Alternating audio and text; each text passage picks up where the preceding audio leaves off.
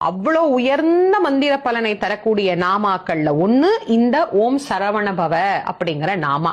இவ்வளவு ஆற்றல் நிறைந்த இந்த மந்திரத்தை நாம என்னென்ன பலன்கள் தருதுன்னு தெரிஞ்சுக்கிட்டு சொல்றது அப்படிங்கறது ஒரு சிறப்பு தானே.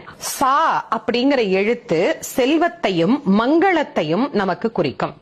ரா அப்படிங்கிற எழுத்து கல்வியையும் ஒளித்தன்மை நிறைந்தவர் அப்படிங்கிற பொருளையும் நமக்கு குறிக்கும். வா அப்படிங்கிற எழுத்து முக்தி அப்படிங்கிற உயரிய நலனையும் சாத்வீக தன்மையையும் நமக்கு பெற்றுத்தரும். நா அப்படிங்கிற எழுத்து பகைமையை வெல்லும் திறனை நமக்கு ஏற்படுத்தும்.